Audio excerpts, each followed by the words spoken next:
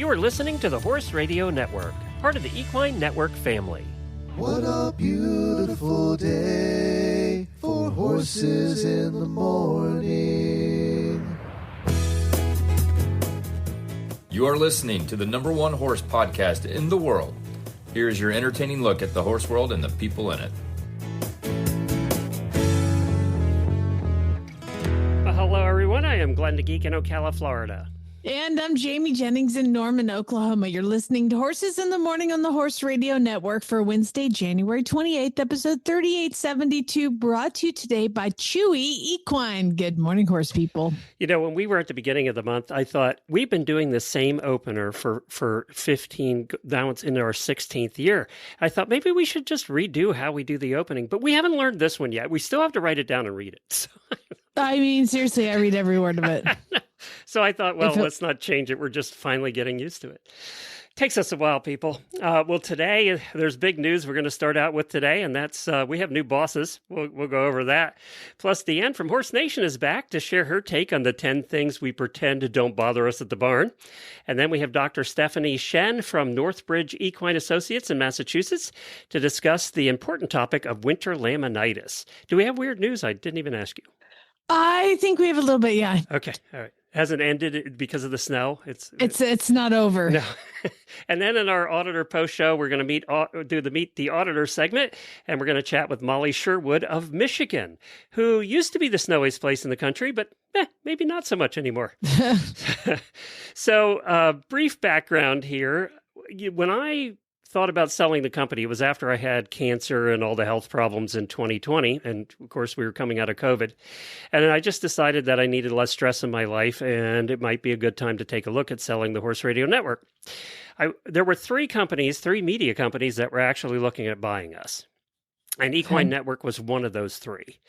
I chose Equine Network because I thought Equine Network had the most growth potential and that we would be a better fit with that particular network. Well, I guess I wasn't wrong because we found out yesterday that Equine Network has just been bought out. Now, keep in mind that Equine Network, since we were a part of it, has been owned by a venture capitalist company. It was a venture capitalist company where one of the people there was really into horses and really wanted to build up this network of horse companies. And I think people don't have any clue how big Equine Network is. Since they bought us, they've bought a bunch of stuff. So Equine Network now owns English competitions, rodeos, multiple magazines, video companies, us in the audio side. They just own a ton of stuff. They own a couple of other companies, U.S. Rider, for instance, Spalding Fly Predators. They own a bunch of companies. So they would be of interest to another venture capital company, and that's exactly what we found out yesterday. It's CVC Global Sports Group. Now, CVC Global Sports Group, it was announced as buying Equine Network for $300 million, which that number kind of surprised me a little bit. I don't know if you know who Global Sports Group is, Jamie, but they used to own F1 racing. Oh. Yeah. Okay. Yeah, I've heard of that. Yeah. They invested in F1 racing back in 2006 and sold it for an enormous profit about 10, 12 years later. So they helped grow F1 racing to the juggernaut it is now. It used to be, the stock car racing here in the United States. NASCAR was bigger than F1. Now F1 around the world's bigger than NASCAR. So they owned that. So they had a little money in the bank. And they also own, let me give you some idea, the Women's Tennis Association, by the way. So the way I look at it, we're colleagues with Serena and Venus Williams now. Oh, my God. We're basically coworkers. Yes, that's right. They're best friends. I'm going to call them today. So they also own various soccer leagues around the world. They own football. They own volleyball. Like the International Volleyball Tournament Association. They own a bunch of stuff. And now they own Equine Network. Now, Equine Network is quite large. Equine Network owns 40 competitions and 800 events a year in roping and rodeo and show jumping. So Equine Network's not small. And so why they bought this is why I'm so excited about it. And I saw this on LinkedIn yesterday. I sent you the link to it. It was an investment guy another venture capitalist who invests in the sports world. And he was very excited about this because he basically said the venture capital people in the past have only been interested in the big TV sports, baseball, football, tennis, those kinds of things. But he said now they're changing their tune. They're now getting more interested in sports that have really dedicated participants all the way down to the lower levels. They basically That's horses. Yeah, they're basically looking at sports where people are addicted to the sport, kind of like horses. And what they're why they're doing it, according to this guy, is because they have reliable, predictable cash flow from events, because horse people will always show no matter the economy. And we found that. I mean, horse shows are still doing very well this year, even with the economy being tough. So that's what they looked at. They're looking at this thing that people are going to spend money on regardless. And they're also looked at it because not many financial institutions have invested in the horse world, which is something that you and I have been saying for 15 years. It's always been a problem for me in that I could never get sponsors to look at the horse world that are outside the horse world. All of our sponsors have been companies that are inside the horse world. How many times have we asked for better help to sponsor us? I mean, or for any of the truck companies or any of that, right? But we've had this conversation for 15 years, is that horse sports are not going to go mainstream until they get money coming in from outside the horse world. And this is the first step of that. So I don't think people are going to realize how monumental this is, but let me tell you, they're starting to this morning because I'm seeing posts everywhere. This is exciting a lot of people. I'm sure it's scaring a few people, but without this kind of outside money coming in, what was happening is we were all just kind of regurgitating the same money. There wasn't room for serious growth in the industry because there was only so much money. And a lot of that money, you have seen it has dried up. You've seen the sponsorships at Rolex, decrease and things like that. It needs this influx of outside money for people that are going, hey, the horse thing, it might be real. And so that's why I think everybody in the company is kind of excited. I know my bosses are excited about it. By the way, Ashley's still our boss. That doesn't change. It's just Ashley has new bosses. But we're basically going from one venture capital company to another. We're not going to see much difference. But I think what's going to happen is it is going to put an influx of money into sports that it's going to allow them to grow where they wouldn't be able to grow before. So we'll see how it plays out. It's something that I think is exciting. We've been waiting a long time in the sports world for outsiders to take notice that we actually exist. And this is the first step for that. And especially this particular group, because this particular group is very respected in the sports world because they've been a big player in the sports world. They owned F1, for God's sake. Which, by the way, I just saw that movie and it was amazing. It was a good movie, wasn't it? Oh my God. By the way, if you haven't seen that movie, go see the movie. It's really good. Can I just tell you a little secret? Yeah. I know this is off topic, but I have only seen my husband cry one time, and that was in Saving Private Ryan, right? Yep. The end, Saving Private Ryan. Yeah, all of us cried. Yeah, he cried in F1. I can see that.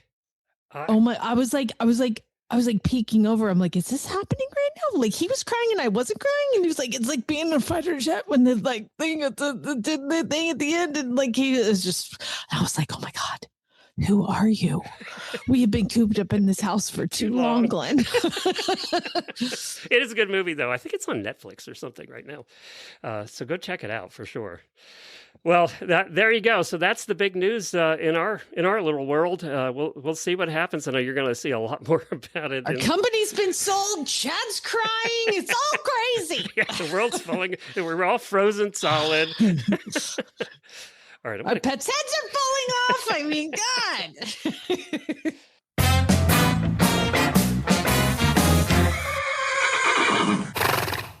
Cast to the barn. Here's some hidden birthday wishes to keep you warm. Hope it lasts all year long. Happy birthday, friends. Well, happy birthday to Celeste Coulter and also Shannon Quashie. Happy birthday to both of you. Celeste, we haven't talked in a while. You have to drop me a note. I just talked to her the other day. Did you? All right, then we're good. My baby horse, because she ended up with Effie, is like the soundest, prettiest thing. She's got her walking around in tack. Really? This is a horse that was not supposed to do it. Yes, baby Effie. We're like, we thought would never do anything because and she's like the prettiest, soundest thing in her barn, and I'm fine with it. It's fine. Everything's fine. I'm not jealous at all. That's the one that had all the health problems, right? She's got screws in her knee, and she's like fine. Of course, knock on wood. It's the Celeste touch. I know it's a Celeste touch. Happy birthday.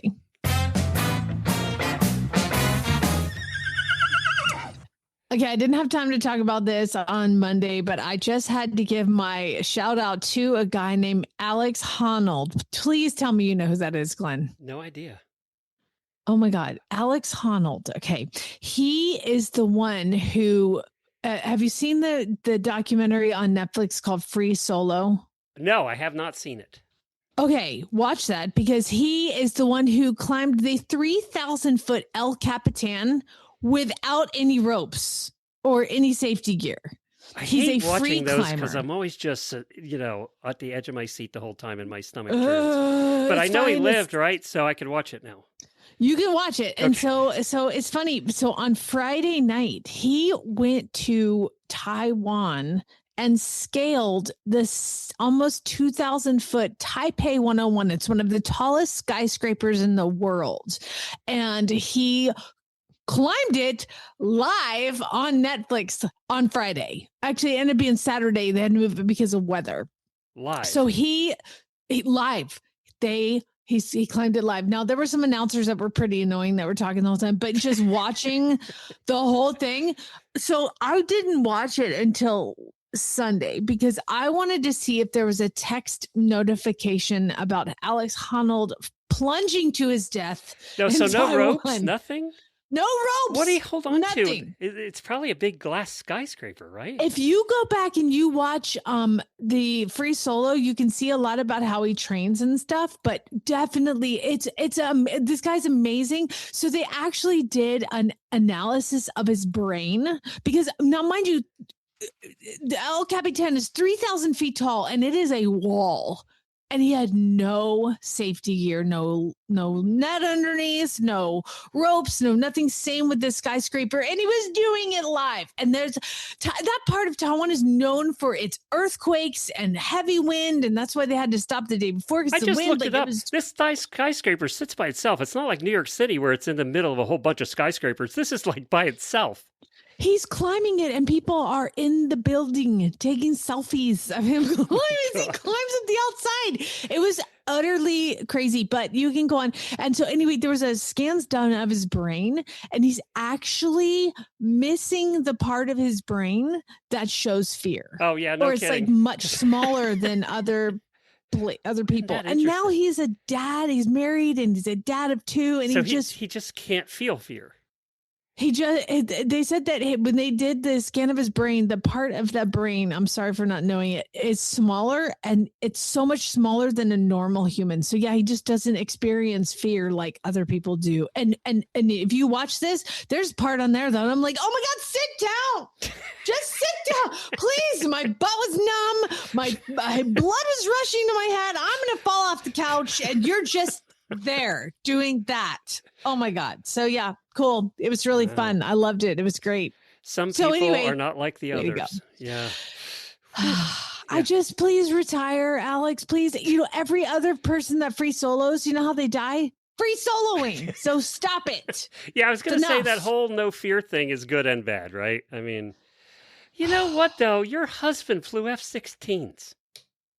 Oh, he has a lower level of fear, but it's weird. He has a high level of fear, like around the horses, because he can't control them. And like anything, like machines, that dude will just tear up a machine up and down, go up hills. I'm like, you're gonna flip the golf cart. Let me guess. I can't even ride in a golf cart. Let me guess. Now Lucas is becoming the same way. Oh gosh, I think Mom's I'm rubbing off nightmare. on.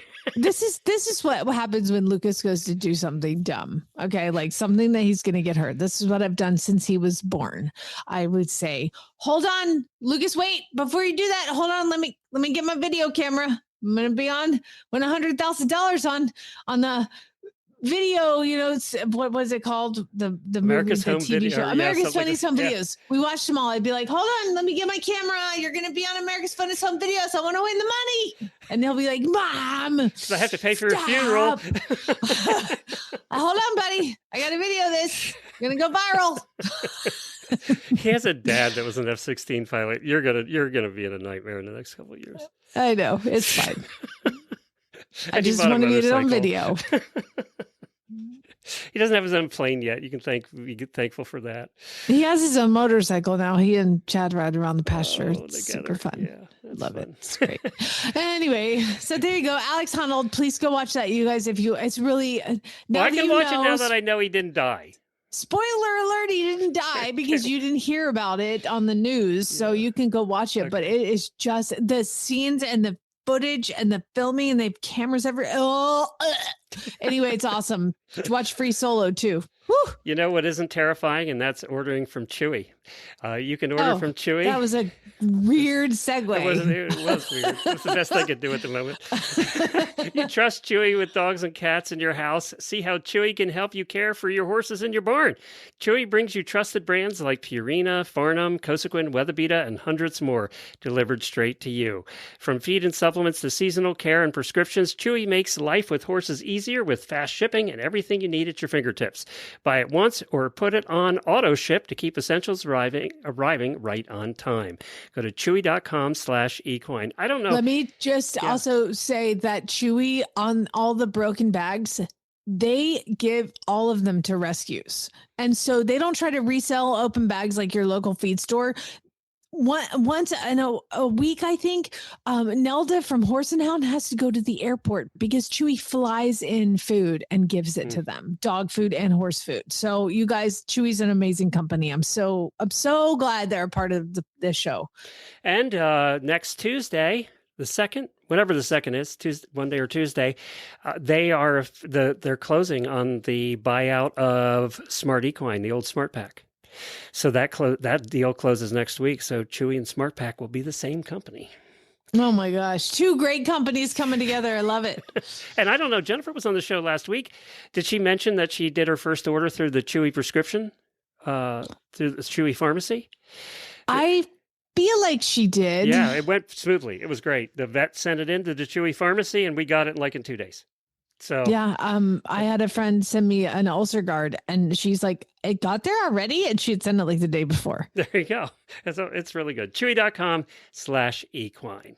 All right, let's head over to, I have the bumper. It's Monday. That means it's time for Horse Nation to stop by with some cleverly written horse stories. Or just some silly nonsense. Archives. That's from a long time ago. It's Wednesday. That's a long time ago. Like it's Monday? I'll just have AI replace Monday with Wednesday, okay? It'll be fine. It's great. Everybody knows it's fine. Here's DeAnn. She's back, ladies and gentlemen. That's right. We have DeAnn from Horse Nation coming back with us. You've been on this show so many times and kind of in a regular segment, and we would like to make that happen again. So right now on the air, I would like your verbal commitment that you will come every single month. You have my verbal commitment for whatever that is worth. All right, Glenn, send over the paperwork. Yeah, I'm going to send her a contract after we're done here. What's going on, girl? How are you? Oh, I'm okay. You know, I was probably better about 2 weeks ago, but I'm, for your listeners who don't remember, I am in Pennsylvania. So we got smacked with the snow, which is still better than the southern folks who got smacked with the ice. But, it's not warm up here and there was a lot of snow. And so life is interesting. It just kind of sucks for everybody. And for us here in Oklahoma, we've had this snow now. I mean, my son's school was canceled again. That is Friday, Monday, Tuesday, and Wednesday that they have canceled school. Oh and my goodness. How are you doing? I'm not okay, to be fair. I had a physical therapy appointment yesterday, and Chad's like, "You shouldn't go," and I was like, "I'm going." He's like, "Do you want me to go with you?" I'm like, "No, just leave me Stay alone." with the child. Oh my God! Did he ask why you were taking a bottle of wine to physical therapy? I came home with wine, girl. I was out shopping at the same time. So yeah, no, it's amazing. So wait, quickly, just so you'll appreciate this. So we had an actual snow day on Monday, which we haven't had in ages, because since virtual education with COVID, like our district has decided that cancellations aren't a thing anymore. So on one hand, cool, the kids don't go to school until July. On the other hand, like, come on, give them a snow day. But yeah, as we discovered today, apparently virtual instruction also includes band. Oh, they're playing it. They're going to be playing at the house? Yes. Over Zoom? Apparently. Oh, that'll be fun to listen to. And what instruments do your children or child play? My youngest plays French horn. Ooh, okay. Oh God. That is And loud. she came down and told me, she was like, "I swear I don't normally sound like a dying goose. It's really hard to play French horn by yourself." She's 11. I think you win. That's utter torture. Utter torture. My son plays trombone. Oh, there you go. Both of them at the same time. You got a family band, girl. Way to go. The oldest plays clarinet, but I don't think the middle school is doing that. But either way, yeah. Well, at least clarinet you can play quietly in your room, right? Well, right, yeah. Right. I don't think there's anything quiet about a wind instrument. I don't care what kind it is. DeAnn, that's how my mom and dad met. They were both playing clarinet in the high school band. Really? That's how they met. Yep. That's amazing. Well, thanks to the clarinet, Glenn is alive. Yeah, that's right. I'm here because of a clarinet. Oh, God.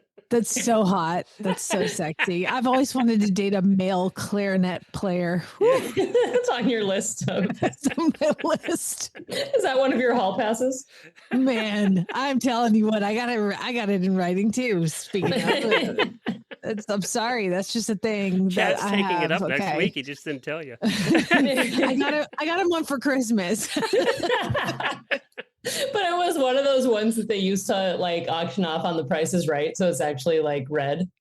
Oh man, it's so pretty. It's so pretty. Well, let's get into, besides speaking about my potential dating life, let's talk a little bit about how you are after the storm and what kind of stuff you guys have going on Horse Nation.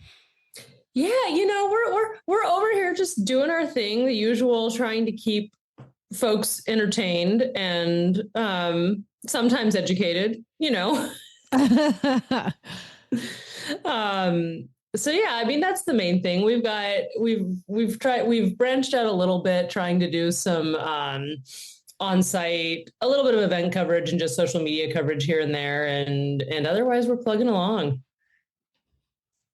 Fantastic. Now, I did see an article that you wrote, which is the 10 things we pretend don't bother us at the barn. And I must say, I don't think I don't pretend. Like, I'm not a good pretender. I will let you know that you've done this and it bothers me. So let's start through the list, because you have some fantastic gifts that go along with all of these. And the first one is open doors. In my barn, it's not open doors that bother us. It's the fact that you have to latch the bottom latch of every door, because Miles, my Andalusian, much like Zeus was, he will open anything.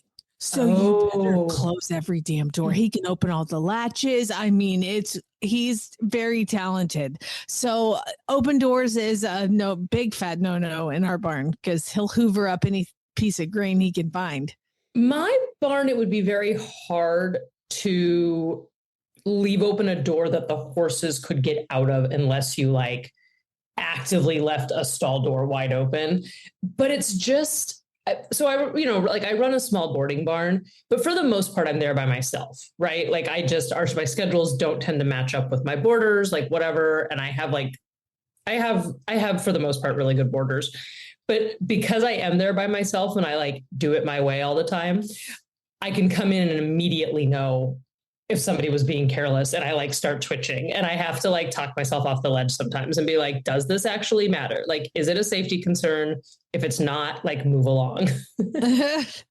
That's true. That's true. And I bet at some point you can start to realize who was in the barn. Oh, I can always tell you exactly who it was. Nice. Even in the larger boarding barns, that's true. Yeah. And like, there are some things where like, so my barn is like weird. It's an old building. It's kind of H-shaped. So depending on the time of day you leave, there are a couple of things that are pretty easy to do. And I don't totally lose my mind over, because I get that like if you leave in the middle of the day and it's super sunny, it's very easy to see that you left one of the rows of stall lights on and you wouldn't even notice. Like, it's not like you left and the barn was lit up, right? Like it wouldn't have been obvious. Right. That said, it still drives me up a flipping wall. Yeah. Yep. Okay. What else do we have on the list? Because I was looking through it, and number 5 is a serious problem of mine. But it's not that people borrow things. I lend things out, and then I can't find them, and I can't remember who I lent it to. So like recently I lent a dually halter out to somebody, and I needed it and I couldn't find it. And so I basically texted everybody that I know who's like, did I lend you my red dually halter? No. And then like a month goes by and my vet was out here and she's like, I really love that halter that you lent me. Like, oh, it was you. You're like, well, can I have it back? I know. I have to like retrace my steps in my mind of like who I need like a sign out sheet for stuff. Right. Do you have that problem, or do people just borrow stuff without? Nobody really touches my stuff, honestly. And I don't know if it's just that I come across as really mean, which is probably okay. But for a while, we would have a boarder who would like grab whatever halter was like closest to her hand, which theoretically not a problem. But then you're like, but then she would also put it back at the closest stall. And I would come in and literally like not literally, that's a lie, euphemistically have a seizure. Because like, love it. Jennifer like wouldn't put up with that crap either. She would. I'm like, don't. And when she left, she made off with a pair of like, I like to think she didn't purposefully steal it, but like a pair of like fairly nice reins that I'm sure she did. Looked like a question mark lead rope. And they were another boarders. They're not a piece of tack I necessarily use, but like the boarder was like, what do I do? I'm like, call her? Like, I don't know what to tell you. Every time I've had a boarder or somebody move out, they have taken things. It's like a problem, I think. And now I'm to the point where I just stand there and watch. You know, it's a problem whether it's intentional or not. Right? Yeah. Even if it's accidental, it's still a problem. It's like, yeah. Exactly. Hey, now, Jamie, I like number 3, and this was a discussion last night. It's that horse who knows the schedule. We were talking about this yesterday. Our horses, Jennifer starts feeding at around 4:00 in the afternoon. They know when 4:00 is. How do horses know the time? They don't have watches. They can't read the clock. How do they know the time? Well, and what's funny with me for that is I keep a fairly flexible schedule at my barn. Like the way I manage it, they don't have to be fed at like 8:05 a.m., right? Like we've got kind of a window where they're fed and it works. You know, they're on full turnout. They have 24/7 access to hay. Like, so it's not, so we can be a little bit flexible. That said, the days that I'm running later than the flexibility allows, I don't know if it's that I'm kind of stressed and pissed that I'm late, or can I say that? Sorry. Or that you just did, or that the horses are actually mad. But I get there and my big red mare especially is like staring at me, like holding her hoof up, looking at her watch, like, hey, like we pretty cool, but you're pushing it. Yeah, some of them just know. They just know. Now, the last one is like one of my biggest pet peeves, but the only guilty party is my border collie. And that is footprints in the freshly drug arena. I drag the arena and that little heifer herds me the entire time. And I'm like, you're messing up my Zen garden. I don't ask for much in life, but to be able to drag the arena and look back in and see it's beautiful. But now there's all these stupid dog footprints from like her turning and twisting and jumping and trying to catch me. Oh, I need medication. Right. And you know what? In an indoor arena too, when you're done and you've raked it and it's perfect, it's just like, well, as a horse husband, I look at that and go, nobody should ride here. This should just stay this way. Get out. Yeah, get out. And do you ever try to take pictures of it to show how satisfying it is? And it never comes across in the pictures. No, right. And the only one that really cares is you. So there's that. And then you show up, and again, as somebody with borders, you show up the next day, and they did what they were supposed to do. They used the facility they pay for. But I'm like, well, now all the dirt's pushed on the sides again. Can't you guys do some smaller circles and figure eights or something? Right in the middle. Get off the rail. Yeah. Get off the rail. Turn your horse. That's funny. Now you guys can go see the rest of the complaints that you're probably are being talked about behind your back, and you can go to horsenation.com and see those. Now the next thing is the Google. Why don't you run through the Google thing with us? Because I'm sure you have experience with this. Oh, I'm sure. And like, I don't work with my vet anymore, but we've all done the Google search that tells you that you inevitably have some like terminal disease of some sort. And it gets worse when you do it with your horse. I should have added to this, to be fair, that's worse than the Google search is the freaking Facebook search. Where or the everyone Facebook wants groups. to tell you what? Or the Facebook groups you belong to. Oh my gosh. And by the way, the title of this one is six things your vet wishes you'd stop Googling at 2 a.m. I know. And so the list we have is horse limping equals worst case scenario, which, like, first of all, don't ever Google worst case scenario with anything. Especially with AI. Yeah, right.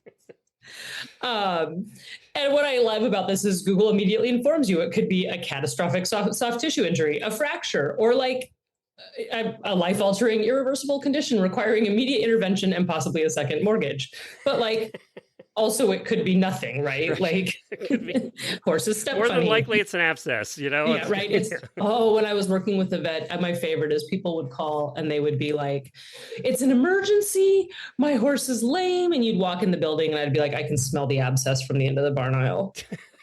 Girl, I had a thing yesterday. It's just funny you talk about this because I was staring out at the horses. I have binoculars in the pasture. I look at them on my creeper, right? And I look out and one of the horses is like, I mean, grade 4 limping in the snow, walking. And I'm like, oh my God, I do not have like warm water in the barn to soak this. I'm like, it's got to be an abscess. It's terrible.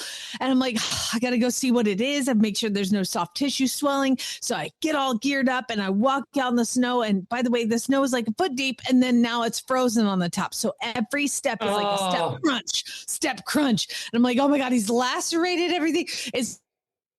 And I walk all the way out in the pasture. And again, I'm like, hey, buddy, because they see you come and they're like, what? You're not supposed to be out here. And so then it's like a little cat and mouse game. And I finally get up to him and I lift up the leg and he's got shoes on and there's a snowball. A snowball.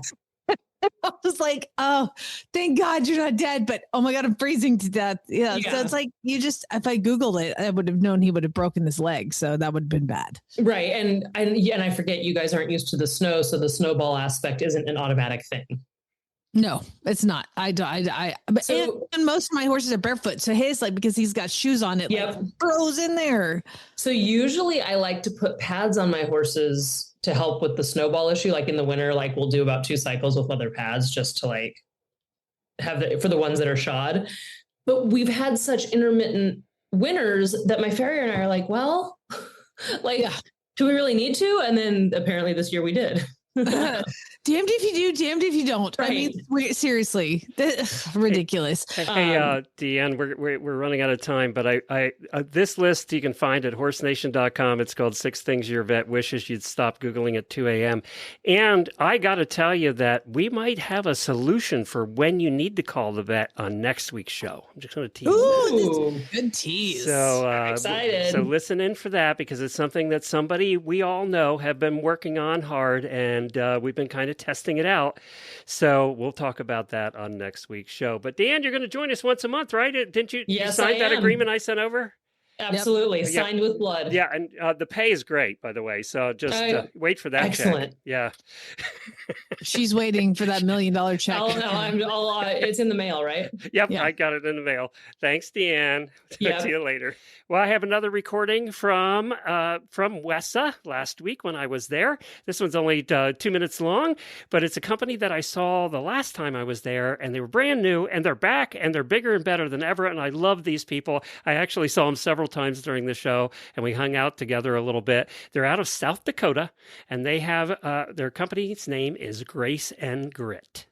So, guys, my first interview here at WESA in Dallas is with somebody I met the last time, and I really, really liked, and that's why she's back. Or actually, I'm glad you're back. Yes, and I'm thank glad you. I found you. Thank you. So this is Lacey with a company called Grace and Grit, and I will tell you that probably 25% of our listeners listen or live up where you are. Oh, They perfect. Our biggest state is Michigan. So Michigan, Wisconsin, you're South Dakota, right? Yes, Yeah. yes, So- quite a bit to Michigan. Your product is perfect for me to talk about right now on the show. I love So that. Tell everybody what it is. So we designed a fun winter trapper hat, and we have our women. We started with our women's collection, and they are a very nice trapper hat. They are not your Elmer Fudd standard trapper hat. So they come in multiple different colors, any type of style. They are adjustable, so it's only one hat and you adjust it to your head size. They are fleece lined, and they come with a longer bill to keep the wind out of your face. Guys, these are cute. These are not your Elmer Fudd hat of the past. No. These are adorable. I know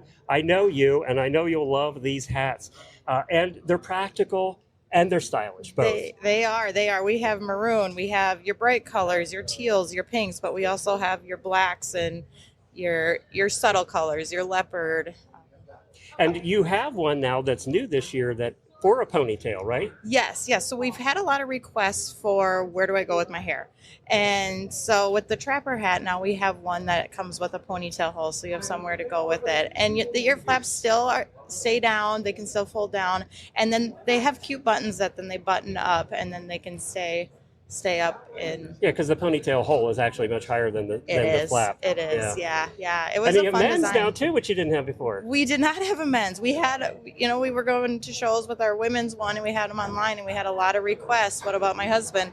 And he wanted the longer bill, just like we had on the women's. And so we came out with a larger cap and some new men's designs.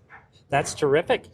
You can find them where? We are at www.graceandgrit.com, and that's with an N. And then we're also on Instagram, Facebook, and TikTok. Check them out, guys. I'm telling you, you're going to love this. All of our northern listeners are going to love these hats, so check them out today. Thank you. Well, coming up for our health segment on this Wednesday, we have Dr. Stephanie Shen from North Bridge Equine Associates. Hey, Dr. Shen, thanks for joining us. Hi, thanks for having me. Now, North Bridge Equine Associates, you guys are in New England? We are. We're out of Concord, Mass, which is kind of funny because there is also a town named North Bridge, Mass, which is not near where we are. Okay. But we're in Concord, Mass, which is where, seat of the revolution. So we're actually named, our office is actually right down the road from the old North Bridge. So that is why we are called North Bridge Equine. And I used to live in Plymouth, so I know where you're at. We treat some horses down in Plymouth, but that is a long way away. Yeah, you guys are kind of from the middle of Massachusetts east, right? Is that We're about like 35 to 40 minutes west of Boston. So we're Gotcha. still in the Metro West, but depending on the traffic, it can take you more than an hour to get there. And you have a lot of traffic, and you're a completely mobile clinic, is that correct? We are currently completely mobile. Yep. So we drive around. There's 3 of us, and we drive around all day. There's not too many completely mobile clinics around anymore. So good for you guys. And it's so hard to find vets now that will come out. So your area is lucky. Yes. Yeah. And there's for them, but also good for their clients. That's what I mean. Yeah, it's good for their clients. They're lucky. Yeah. Yeah. Well, go ahead. You go. Well, I see here that that you also, in addition to going to Tufts for your vet degree, you also spent some time at the Chi Institute in Florida. They used to do a show here on Horses in the Morning once a month, all about Chinese medicine.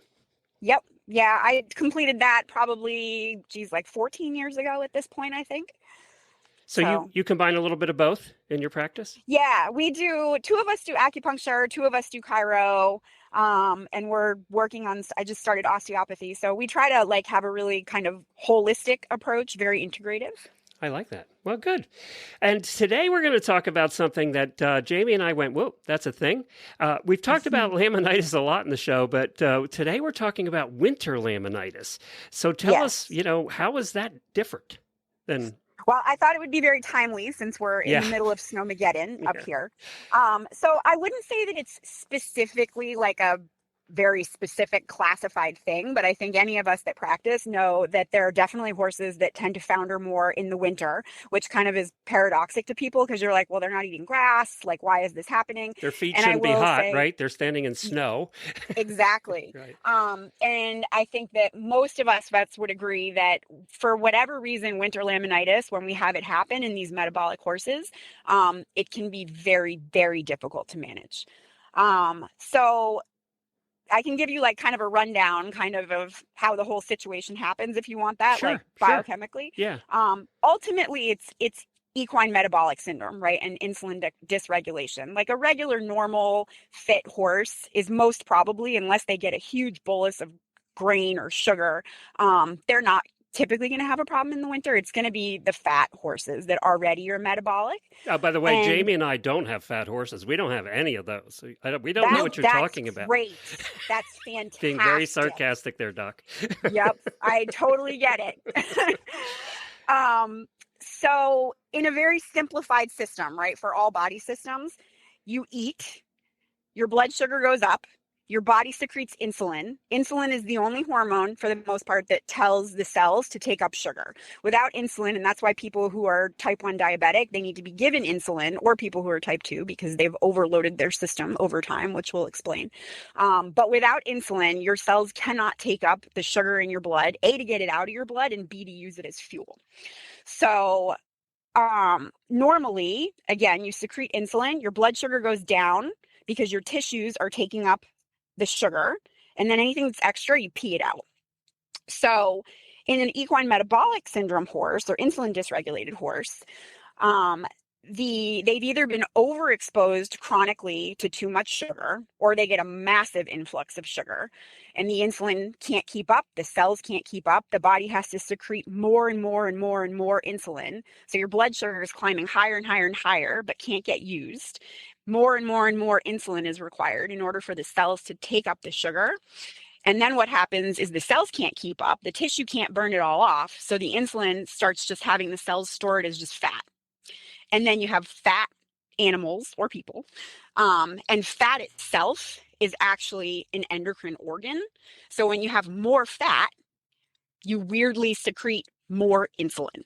So then you get more fat, and the whole feedback system isn't working appropriately. And in people and dogs and cats, eventually your pancreas, which secretes the insulin, just gets fried, burned out, right? So now you have hugely high blood sugar, you're probably fat, you need insulin to tell your body to eat the sugar so you can burn it.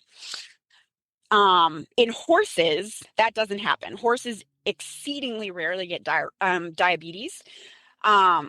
What happens is their pancreas just keeps hyperproducing more and more insulin, and therefore more and more fat. And your kidney pees out what it can, but that's kind of the extent of it.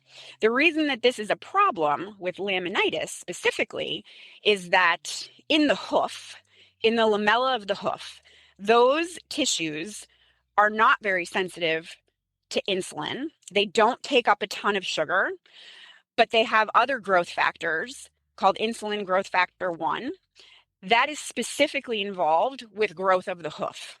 So it controls the ratchet mechanism that has the horse grow hoof, right? So they take up the sugar and then it tells the hoof to grow, and then it kind of ratchets down like a ladder, and that's how you get the hoof to grow. So there's also this insulin growth factor 1 that's on there, and that will cross react with insulin. So when you have very high levels of insulin, that will cross react with the insulin like growth factor 1 that is in the hoof, and you will speed up the hoof growth process. So now it's going faster. It's not sticking as tight. All of those little attachments in the lamina are getting stretched, which then causes blood flow to not work as well. So now you have hypoxia, and then you can actually have reperfusion injury when you do get blood flow back. So that's like when you fall asleep and your arm falls asleep and you wake up and you're all tingly, and then it hurts worse. Like it has to hurt worse before it feels better. That's kind of like a simple analogy for reperfusion injury. So I'm now totally losing my train of thought. So obviously that's where the laminitis comes in, right? Yes. And then in the winter, you also have natural vasoconstriction, right, of the foot because it's so cold. So then you get more hypoxia and more damage. And insulin itself is also vasoconstrictive. So you're setting everything up for very, very poor blood supply in the foot. And that's where I think the winter laminitis comes in. Now, from what I read, in winter laminitis, in regular laminitis in the summertime, we always check for how hot the feet are, right? That's one of the first things we do. But that's not necessarily true in the winter. It could actually be the opposite, right? They're cold to the touch. They can be, yeah. If you have exceedingly bad blood flow, they can be. You'll still have blood flow down there no matter what. And the tissue will swell and be inflamed. They can definitely be hot, and a lot of times they are. And that's because you do still have blood flow. You have inflammation, but because you've had that ratchet mechanism in the hoof that has stretched and disconnected, those tissues are super inflamed. So that's where kind of the heat comes from. Got it. And now, so if I'm looking at my horse and going, I think there's some laminitis going on there. So obviously they're walking funny. What do we look for? So definitely the walking funny, obviously all the classic things that we think of, the really stiff walking, and sometimes it can just be stiff, and if it's all 4 feet, they might just look really stiff. They might not look overtly lame. They should look lame when you turn them. But again, the classic, that kind of tucked back stance with the feet out in front of them. But sometimes it can be really insidious. They might not walk that bad, but they might be really shifty. Like you might watch them and notice they're constantly shifting their weight, and it might not be very super obvious. It could be very kind of subtle, but if you watch them, they're shifting constantly because they're not comfortable, and more laying down, all the same typical things that you see. So how do you treat it obviously, is it treated kind of winter laminitis treated the same way? We have to watch diet and all that stuff? It is. Diet is definitely the most important part. And I guess the reason that I thought this topic would be really good is because there is a new class of drug that we've kind of been using for probably like maybe 3 years. I think it's becoming a lot more available now, and people know more about it. So typically, we're addressing NSC, like how much starch and sugar is in the diet. That's always going to be the most important part. It's critical to get your hay tested because that's predominantly what horses eat. So that's where most of your sugar is coming from.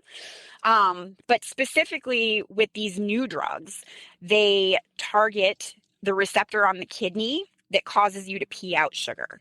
So it actually helps to decrease your blood sugar fairly significantly without having to involve any of the other mechanisms of the body. It's purely just having you pee out more sugar. And it also makes the pancreatic beta cells that secrete insulin, it makes them less hyperactive.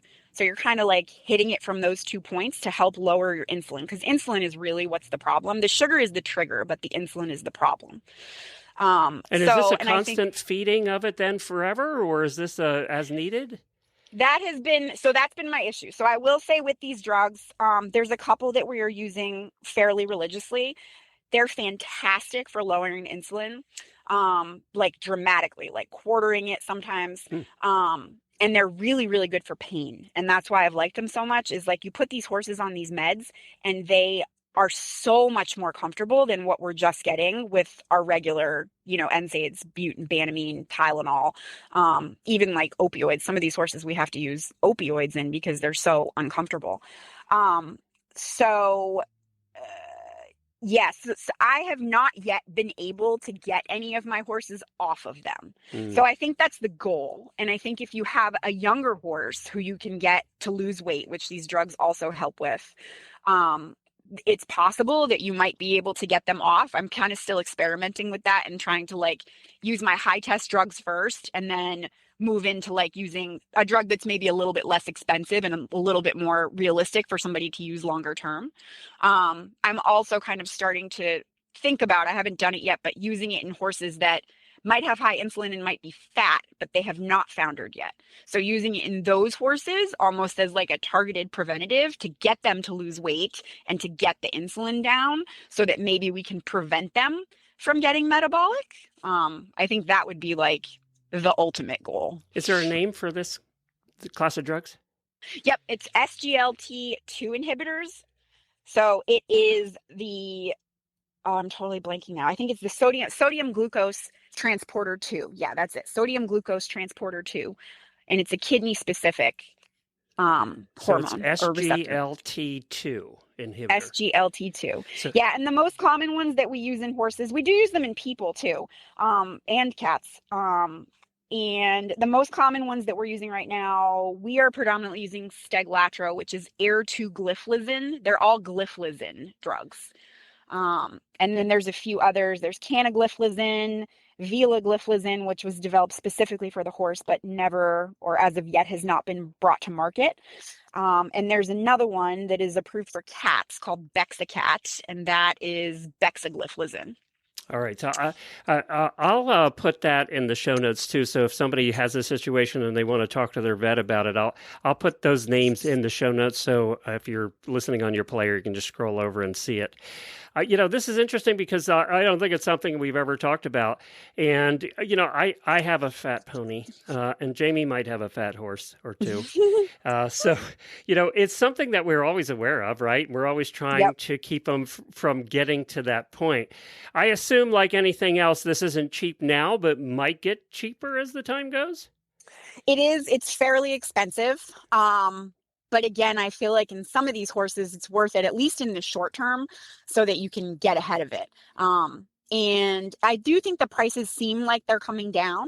And hopefully they will over time. They're fairly new still, so that always contributes. All right. It's kind of like that. I don't know. What's the drug that humans are taking now that causes all the weight loss? I forget the name. GLP-1s, like Ozempic. Yeah, that's right. It's kind of the same same not work in horses. No, but it's kind of the same idea though, right? It's essentially kind of the same idea. Yep. Okay. Different mechanism, but the same idea. Weight loss and kind of fixing the metabolic dysregulation ultimately through weight loss as the end goal. Got it. All right. Well, this has been very interesting. Thank you so much, Dr. Stephanie Shen, for joining us. We appreciate it. And what's the website for the practice? For the practice, yeah. It's North Bridge Equine.com, and there is 2 E's in the middle. Okay. Which sometimes is a little hard. Gotcha. And you guys cover what territory? Kind of the whole Metro West territory. We go up into southern New Hampshire, kind of down like the 495 track. Okay. So it's probably like a 50 to a 60 mile radius. All right. Eastern Massachusetts. Very good. Well, enjoy your 2 feet of snow up there as you're running around on your calls today. All right. Thank you. Good luck with that. Thanks, Dr. Shen. Yep. Have a good day. Bye-bye. Want to reach a passionate, engaged audience of horse lovers? The Horse Radio Network, with thousands of listeners worldwide, offers unique sponsorship opportunities to connect your brand with horse owners, riders, and enthusiasts. Over 90% of our listeners have bought a product from an HRN ad in the past year. Partner with HRN and take your brand to the next level. Visit www.horseradionetwork.com/advertise today. Time to learn why some days you're embarrassed to be part of the human race. In Jamie's Weird News.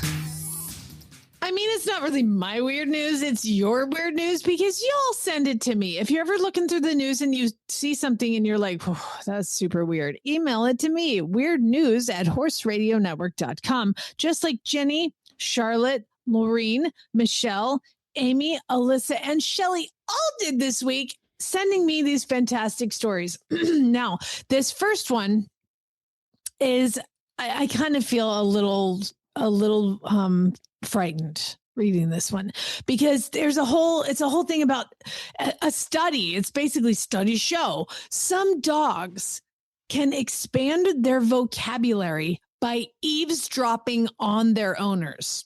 And when you get into the meat of this, basically what happened was, to test all of this, say I'm standing in my kitchen with you, Glenn, and the dog is down on the floor and I'm like, I hand you a toy and I'm like, this is the octopus toy. And you take it and you go, wow, this is a cool octopus toy. And then you go put it in the other room. You can tell your dog to go get the octopus and they'll know which one it is because they were eavesdropping on you talking about it. How on earth? Okay. And here's the frightening thing. I have 3 border collies in my house. Do you know what the breed that was doing all the eavesdropping was, Glenn? Well, Border that is their collies. job. I'm going to get murdered in my sleep if I don't do the things they want me to do. I thought it was such a cool study. Isn't that crazy? My only comment is think about that when they're laying on the floor in the bedroom. My God. Everybody else. Time to get out. Sorry, it's the first thing I thought of. Oh, Jesus. No, that's terrible. I got to get no more border collies. Everybody's got to go. Okay, this happened in Boulder, Colorado.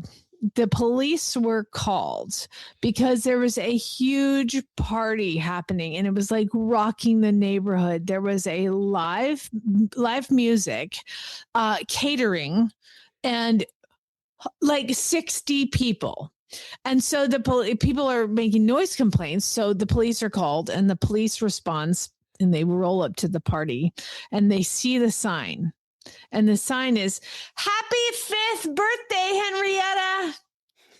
Like, that's weird. This is a 5th birthday party. I mean, people were drinking out on the yard. Like, there's music and there's all sorts of things. So finally, the officers find the homeowner and said, "Excuse me, this party is exceeding noise limits," they said.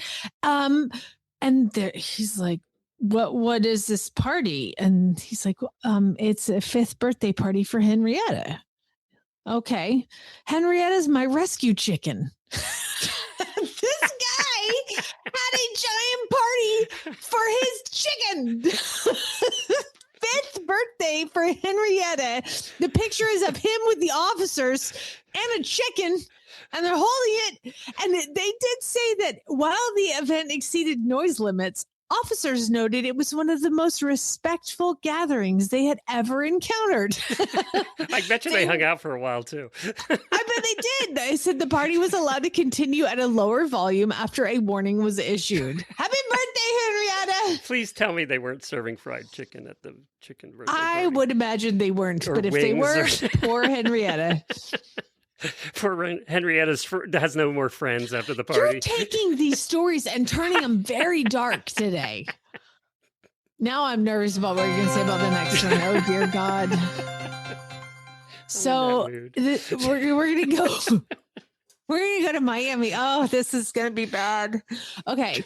So there was a domestic disturbance in Miami, and police officers had to come because this couple was inside the house just screaming at each other. One would yell and the other would yell, and the neighbors were concerned.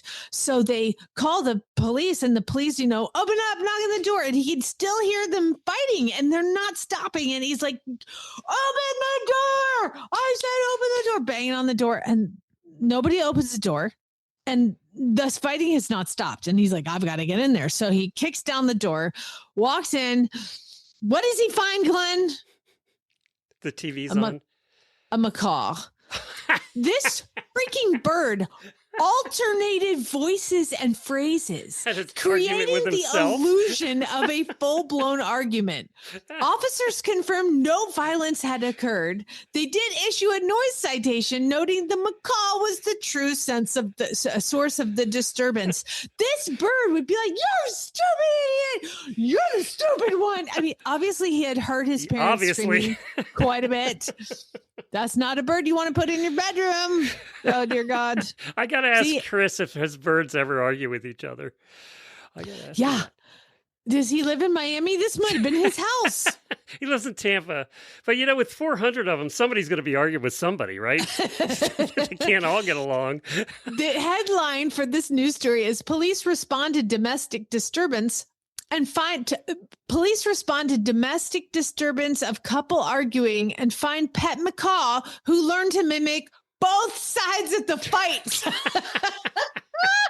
Macaws are awesome. Oh my God. The neighbor down here, 2 farms away, rescued a macaw, and God, that thing is loud. We hear it all day long. And apparently she can't rehome it because of that issue. It learned all the nasty swear words. I told you there was a whole at the World Wildlife Zoo in Arizona. I was a member, and when I had Lucas and he was tiny, I just went there like almost every day. And you walk around, and there was a whole stretch of where the parrots were, and it was like, this is like, 18 and over, like, because these were the birds. They basically got donated because they swore so much and they learned all these bad words and they can't be rehomed. And so there was a whole section of naughty parrots. They had the X-rated section of the zoo. Yes. I would walk through and I'd try to teach them. Yeah, exactly. I'd walk through and try to teach them the Katniss Everdeen. Oh, the song. I did that all the time. Never caught on. All right, one more. Okay, I don't know if these stories are good or we're just having fun with them today. But I'm super excited to tell you that this last story takes place where, Glenn?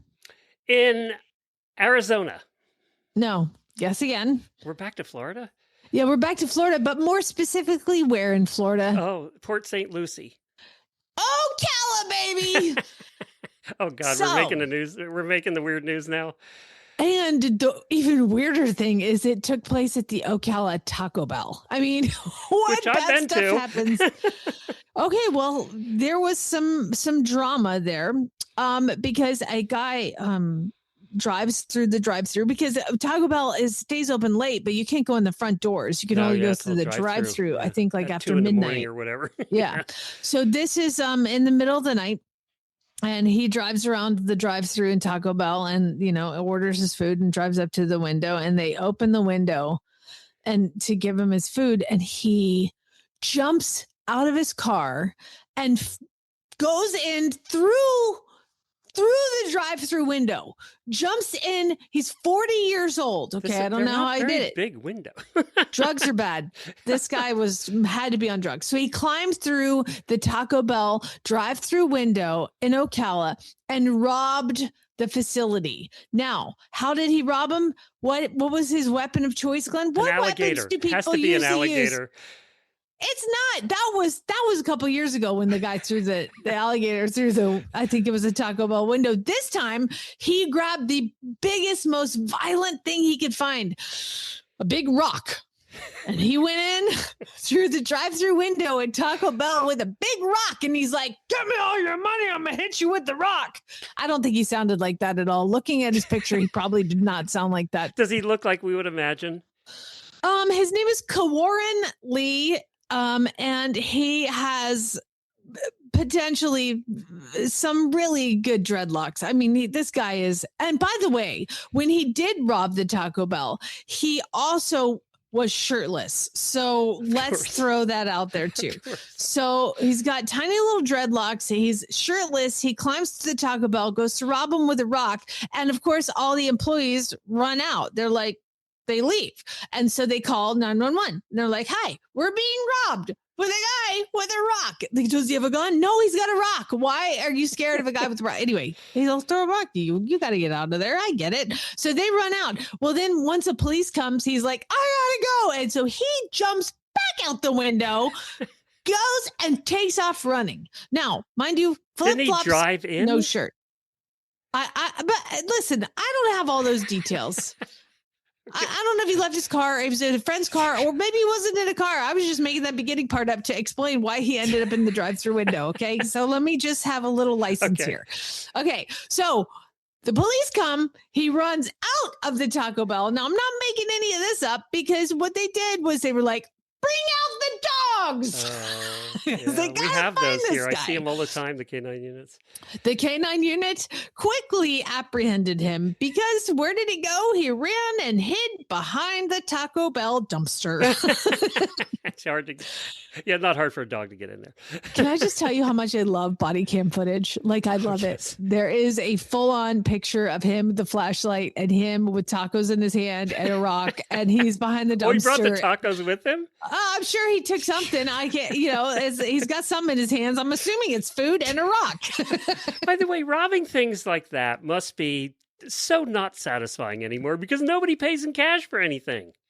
Drugs are bad. Because I would like to tell you, 6 hours after his arrest, he was being held in a medical pod in the police station, where he then got into a physical altercation with another person who'd been incarcerated. So not only that, he gets to jail and he gets in a fight. Well, they were both coming down off the drugs, and that's bad. He was also charged with battery by a person at a detention facility. Welcome to Ocala, everybody. If you haven't watched Chopper Cops yet on Netflix, you have to watch it. Oh, there you go. There you go. Perfect. You'll see our finest here at work. Did you know, we're going to end the show because we've been long, but did you know that Ocala is still the #1 county for people moving here for 2025, 2 years in a row in the country? I believe it. You're lucky you got some land when you did. The #1 county. We've had more people moving here than any other county. It's craziness. Hey, I got good news to end the show. Okay. Doesn't involve dogs eavesdropping on your in the bedroom. No drugs. No nothing. No naughty birds. This border collie I have that we got from the shelter a couple months ago, he's wicked smart. Oh God. He's going to be talking back any minute. The one you got from the shelter that couldn't stay wasn't smart, so I'm glad you got a smart one. So. Oh my God, he's amazing. We love this dog so much. We love him so much. He slept in our bed last night. Don't tell Chad, but Chad was there. But I don't think Chad. Don't let him hear this story. He slept on my feet. He's like, it's fine. Come on, buddy. Here's the good news. As of early 2026, January, they just announced this: the giant panda is no longer classified as endangered. What? It has been downgraded to vulnerable, and it was lifted because the wild population grew by 17% over a decade. The current wild population is 1,900 of them. China has established a massive network of 67 panda reserves, which are protected, nobody allowed to go in, which now protect nearly 2/3 of the wild population of pandas. So there you go. Man. And all the pandas that are in the U.S. at zoos, they are still owned by China, and they basically lease them to zoos across the country, and that money that they get funds all these panda reserves. It's awesome. I remember as a kid, like there was like 4 pandas left, and just China just took over and has established a massive network of pandas reserves. If you go on and you can Google or on, I don't have a TikTok, but I have Facebook, and you can search them and you can watch these people who basically snuggle the pandas. Like, that's their job. I want that job. There's a job for you. Panda snuggler, although my Mandarin is not great, so I don't think I'll get it. Do you think there's any bamboo left in those 67 panda reserves? I do know that in Atlanta, when the zoos were at the zoo, or the pandas were at the zoo, I was on the radio and we put out a call for anybody with bamboo. The zoo put out a call and they went to the radio stations to let them know they would come and collect the bamboo, because apparently pandas, they like this bamboo. And then the next day they're like, I don't want that kind anymore. And so they would have to source bamboo from like all over the state. And they ask us to do a public service announcement. Like, if you have bamboo in your yard, please call the zoo because we would like to get it because these pandas are so picky. And if anybody has ever had bamboo in their yard, you know that once you start having bamboo, you have a lot of bamboo. You have plenty. That stuff grows like crazy and doesn't stop until it's taken over your entire farm. The neighbor, however, planted bamboo between our house and theirs, and we're very happy about that because in a year it grew like 10 feet. I mean, okay, that's interesting because I've been curious about that because we have new neighbors behind us. Now, I have 20 acres, right? They cut down all the trees and everything on their side so they can see our house directly. I have an outdoor shower, Glenn, and I'm like, you want to see it? Just take a look. I don't care. You did this to yourself. Whatever. Okay, bamboo, plant an entire row of bamboo, and in 5 years, they'll never see your house again. See, that seems like a long time. Well, it grows like fast, though. It really does grow. It's the fastest growing thing, other than putting up a 20-foot fence, which probably wouldn't be economical. So. No. And I mean, it's like a big screw you. Like, oh, so really, you want to see me? You're going to cut down all those trees? I'm going to put them right back up on my side of the fence. There you go. Do that. Plant a bunch of bamboo, which will eventually creep its way over to their yard. That's what Chad's friend said. He's like, they have bamboo all over their place. But I'm like, do you see what I'm saying? It's all over your place. Okay. I'm going to help you out here.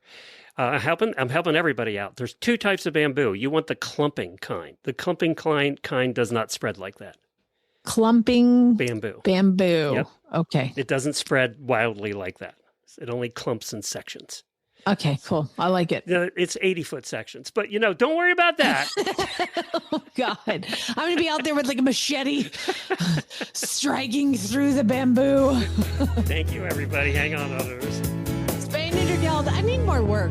I'm kind of bored.